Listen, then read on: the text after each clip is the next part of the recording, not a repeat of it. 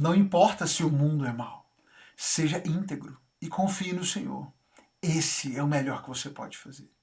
Se você já viveu bastante, e por bastante eu me refiro a se você não é mais uma criança, você já viveu bastante para perceber, para entender que esse mundo não é justo. Esse mundo terreno não é bonzinho, não é bondoso, não é pautado pela justiça divina. Aliás, como a própria palavra de Deus nos ensina, esse mundo jaz no maligno. Um mundo que é regido pelo mal, pela injustiça, pela perversidade. Não é à toa que você está sempre notando as injustiças. Não é à toa que os justos são perseguidos, que os perversos são exaltados, que os perversos e maldosos de verdade passam sem punição e muitas vezes os justos, aqueles que fazem de tudo para se portarem de maneira íntegra, sofrem com injustiças. Não é coincidência. É o modus operandi desse mundo. É assim que esse mundo mal se porta e se conduz. Por isso não deveria ser surpresa para nós as injustiças e as perversidades diante da vida. Mas uma coisa interessante é que muitas pessoas se frustram, e é normal que haja essa frustração, mas muitas pessoas se rendem à maldade desse mundo. E é aqui que nós temos um problema. Eu e você, enquanto cristãos, enquanto servos do Senhor, jamais devemos nos deixar seduzir e vencer pelas maldades desse mundo. Não é porque o mundo é mau, não é porque o mundo é perverso que nós estamos liberados para viver como quisermos, para vivermos pelos padrões dessa sociedade. Muito pelo contrário. Nós somos convidados, convocados pelo Senhor a sermos justiça no meio de um povo injusto, a sermos íntegros no meio de um povo perverso. É assim que nós demonstramos a nossa fé, é assim que nós demonstramos a ação de Deus nas nossas vidas e nos portamos com justiça, com integridade, na confiança de que o Senhor, ele é o nosso protetor, Ele é o nosso justificador, é dele quem nós dependemos, é Ele quem nos defende e, em última instância, a única recompensa que de fato esperamos é a recompensa do Senhor. Não esperamos ser recompensados por um mundo perverso quando fazemos as obras de justiça. Esperamos ser reconhecidos por aquele que é o Senhor das nossas vidas, que é o Senhor do universo, mas que nos presenteará, que nos recompensará muito além dessa existência humana, desse plano humano. Aqui, muitas vezes, estaremos sujeitos às maldades, perversidades e injustiças que fazem parte dessa vida. Mas isso jamais deve nos desanimar, nos impedir de agirmos com integridade e com justiça. E essa é uma das grandes lições que nós vamos encontrar ao longo do livro de Daniel, na vida dele e na vida dos seus amigos. Quando nós vemos repetidamente eles demonstrando a sua integridade, a sua justiça diante de Deus, apesar de todas as circunstâncias que os oprimiam, que os traziam perseguição, que os colocavam à prova. Mas em todo esse tempo, em todos esses momentos, eles se mantiveram firmes no Senhor. Foram perseguidos por causa dessa justiça, mas foram também recompensados, protegidos, guardados pelo Senhor. Não importa se o mundo é mau. Eu e você temos a obrigação, somos convocados pelo Senhor para vivermos em integridade e deixarmos nas mãos de Deus os cuidados, os demais cuidados, confiarmos nele as nossas vidas e vivermos em integridade na medida e no melhor que nós pudermos viver. Hoje, a nossa leitura nos levou do livro de Daniel, capítulo 5 e capítulo 6. Mas eu quero focar nessa reflexão para o capítulo 6, uma das passagens mais conhecidas da vida de Daniel. No capítulo 5, só para pontuar brevemente, nós temos inclusive um episódio de passagem que registra um importante episódio histórico e de transição na história do povo de Israel, que é a transição do Império Babilônico para o Império Medo-Persa. No capítulo 5, nós temos um episódio de um banquete e o texto nos apresenta o reino de Belsazar. Belsazar é apresentado então como o rei. E talvez você tenha ficado um pouco confuso ao fazer a leitura. Falei, mas espera aí, agora há pouco era Nabucodonosor, agora já está Belsazar. Da onde Belsazar saiu? Belsazar era neto de Nabucodonosor. Então nós temos aqui sim um salto temporal grande do último capítulo, do capítulo 4 para o capítulo 5, e o próprio texto vai dizer isso. Muitos anos depois, muitos anos se passaram, e Belsazar estava então governando. É provável, inclusive, que Belsazar não fosse o rei. Fazendo um paralelo aí com outros textos e com os fatos históricos, é muito provável que Belsazar, sendo neto de Nabucodonosor, ainda estivesse reinando, ele estivesse conduzindo o reino, mas o seu pai estava vivo. Seu pai estava vivo porque ele estava vivo quando o reino babilônico cai para o Império Persa. Então, o seu pai provavelmente estava vivo, mas não estava, talvez já estivesse em idade avançada, não estivesse em condição de conduzir o reino, e Belsazar estivesse, na prática, reinando sobre o Império Babilônico. E o que nós vamos ter aqui é um episódio de um banquete, um grande banquete, uma grande festa babilônica. Essas festas são reconhecidas historicamente pelas suas extravagâncias, era uma grande orgia, eram grandes orgias essas festas babilônicas. E nós temos aqui então um grande banquete oferecido pelo rei para os seus oficiais, para os seus nobres. Nós temos aqui um banquete para 1000 pessoas, e nesse episódio Belsazar manda trazerem as taças de ouro e as taças de prata que tinham sido tiradas por Nabucodonosor do templo de Deus quando foram levados para a Babilônia.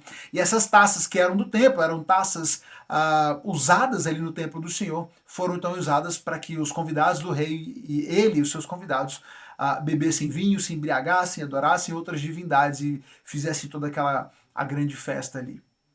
E eles são castigados, o rei é castigado pelo Senhor em função desse seu ato. Nós temos aqui um episódio muito forte, muito marcante, quando eles estavam ali no meio daquele momento da festa, o rei tem uma visão e uma mão, aparece ali uma mão que escreve algumas palavras na parede ali do palácio, e essas palavras, o rei entra num desespero, numa preocupação, tentando interpretar, chama os seus sábios, eles não são capazes de interpretar. Por fim, Daniel é trazido para que possa interpretar, e essa interpretação é de que chegou ao tempo, chegou ao fim o reinado de Belsazar. O Senhor havia contado os seus dias, ele foi pesado na balança, estava em falta, e por isso o reino seria dividido, o seu reino chegaria ao fim. E naquela mesma noite, então, Belsazar, o rei da Babilônia, foi morto, e começa então o império, o reino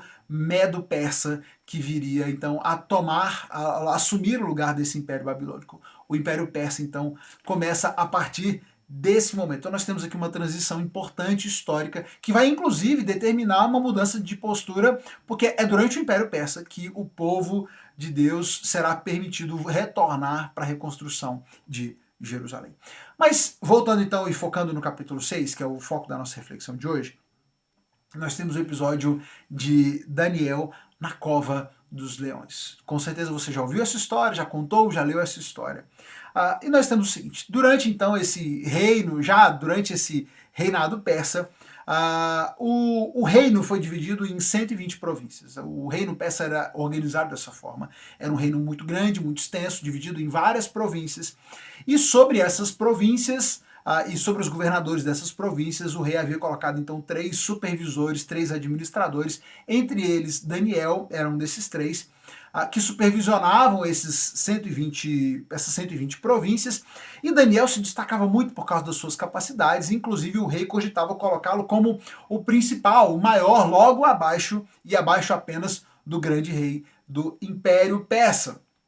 Mas isso fez com que a inveja crescesse, houvesse inveja dos seus colegas, né, dos seus outros supervisores, e eles buscaram então tramar algo contra Daniel para que pudessem derrubá-lo e pudessem assumir o seu lugar e se livrarem da concorrência que Daniel representava. Eles começaram, o texto vai dizer que eles começaram a procurar falhas no modo como Daniel conduzia as questões do governo, mas nada encontraram para criticar ou condenar. Ele era leal, sempre responsável e digno de confiança. Por isso concluíram: nossa única chance de encontrar algum motivo para acusar Daniel será em relação às leis de seu Deus. E esse trechinho para mim é o que mais me chamou a atenção nessa leitura. Olha que descrição forte, que descrição legal de você ter de um servo de Deus. Eles começaram a procurar falhas no trabalho de Daniel, e eles simplesmente não foram capazes de achar.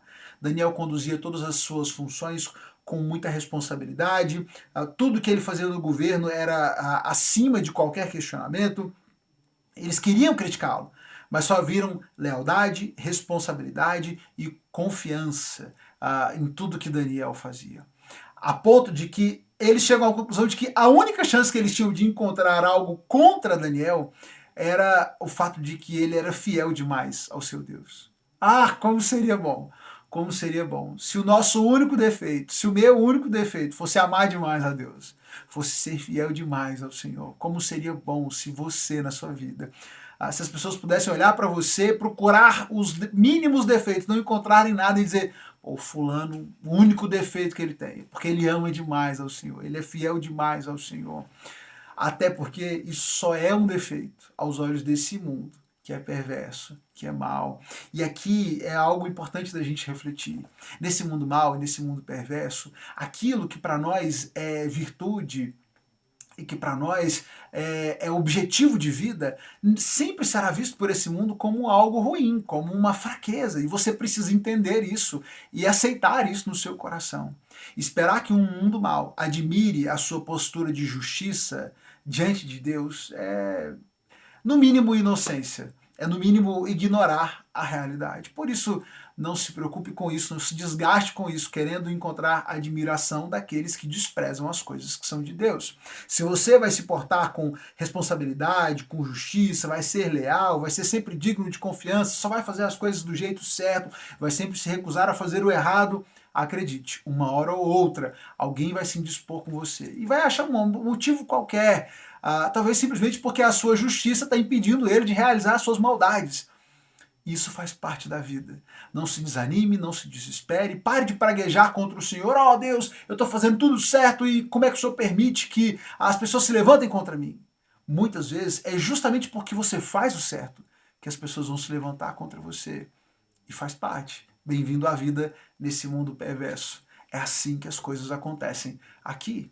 Mas o nosso descanso não está nesse mundo, na justiça desse mundo, mas na justiça divina, no cuidado divino. É nele que nós nos apoiamos. E é nele que Daniel depositava a sua confiança. Naquela busca por derrubar Daniel, então eles chegam à conclusão de que a única forma era usar a religiosidade de Daniel contra o próprio Daniel. Por isso eles convencem o rei e dizem para ele, ó rei, vamos fazer o seguinte, o senhor é grandioso demais, que tal um decreto? Lança um decreto que por 30 dias ninguém vai poder clamar a nenhum outro Deus ou qualquer outra pessoa, senão ao Senhor. Por 30 dias. Só o Senhor poderá ser adorado e só o Senhor poderá ser buscado nessa terra. Porque eles sabiam que Daniel 3 vezes ao dia, ele se virava em direção a Jerusalém e clamava e orava ao Senhor, o seu Deus. E eles convencem o rei de fazer aquele decreto, sabendo que na cultura do Império Medo-Persa, as leis, os decretos não podiam ser revogados. Uma vez que o rei assinasse um decreto, ele não podia revogar aquele decreto. E assim convenceram o rei, e não deve ter sido também um trabalho muito difícil, porque esse povo era tomado de uma vaidade muito grande. O rei assina aquele decreto sem muito pensar nas consequências, e eles então imediatamente pegam Daniel no flagrante. Daniel estava ali, como sempre esteve, como todos os dias fazia. Ele volta para sua casa e ali ele se ajoelha no seu quarto, no andar de cima, com as janelas abertas em direção a Jerusalém, e ele orava. E ele continuou orando essas 3 vezes por dia para clamar ao Senhor. Seus inimigos o pegaram no flagrante e foram denunciá-lo ao rei, que não teve outra alternativa senão lançá-lo na cova dos leões. Uma cova, um buraco cheio de leões, onde eram lançados ali os criminosos, aqueles que eram condenados para que fossem devorados por essas feras. O rei ainda tenta pensar numa forma de evitar, de preservar Daniel, porque o rei gostava muito de Daniel. Daniel já havia alcançado uma posição de prestígio diante do rei, mas ele não podia voltar, nem mesmo o rei podia voltar atrás no decreto que ele havia promulgado. Por isso Daniel foi de fato lançado na cova dos leões. E o rei inclusive diz, olha, que o seu Deus te proteja, que o Deus a quem você busca com tanta fidelidade, que o Deus a quem você serve fielmente o livre. E de fato é o que o Senhor faz. O texto bíblico vai nos dizer que Daniel foi lançado na cova e ele passa ali toda a noite. Na manhã seguinte, o rei se levanta bem cedinho e vai à porta da cova e chama, Daniel, por acaso o seu Deus te salvou? E Daniel de fato testemunha que o Senhor envia um anjo. E esse anjo do Senhor tapou a boca dos leões e não permitiu que lhes fizessem mal. Daniel foi tirado ileso da cova dos leões. Os seus acusadores foram lançados, eles e suas famílias foram lançados na cova. E antes mesmo que eles alcançassem o chão, os leões já os haviam despedaçado. Demonstrando que sim, aqueles leões eram ferozes, estavam famintos, mas o Senhor, no seu poder, é que protegeu Daniel naquela noite. E por isso o rei então agora emite um novo decreto dizendo que todos no reino devem tremer de medo diante do Deus de Daniel, pois ele é o Deus vivo e permanecerá para sempre. Diante disso, Daniel prosperou durante o reinado de Dario e durante o reinado de Ciro, o persa. A fidelidade de Daniel acabou se apresentando como uma virtude naquela circunstância, assim como para os seus companheiros foi visto como um motivo de perseguição.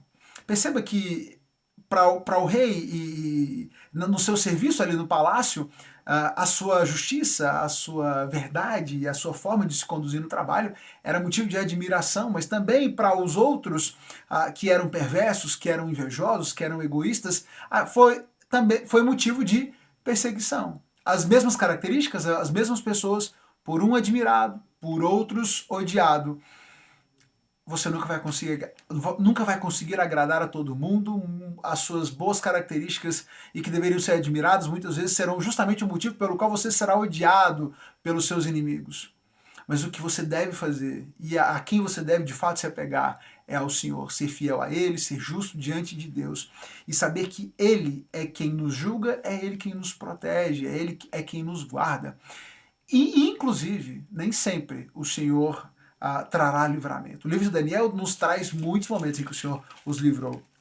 O Senhor os livrou, os guardou lá no primeiro momento, logo na chegada, quando eles fizeram aquela dieta e o Senhor fez com que eles prosperassem, com que eles permanecessem saudáveis. O Senhor guardou os seus amigos da fornalha ardente, guardou agora Daniel dos leões. Mas em todo esse tempo, e em todas essas circunstâncias, eles sabiam que o Senhor era soberano e ele poderia ou não fazer. Mas independente da maldade do mundo e dos males que pudessem vir sobre eles, eles escolheram viver em integridade, viver em justiça diante de Deus. Por isso é que eu deixo a você essa reflexão. Pare de medir as suas ações, o que você deve ou não deve fazer, pela maldade ou pela justiça desse mundo. Esse mundo é mau, esse mundo é perverso, é injusto, e quanto antes você entender isso, melhor. Nós não devemos pautar a nossa vida pela bondade ou perversidade desse mundo, mas devemos nos pautar por aquilo que o Senhor espera de nós. E Ele espera de nós uma vida íntegra, uma vida de justiça, uma vida de sujeição à sua vontade, aos seus mandamentos.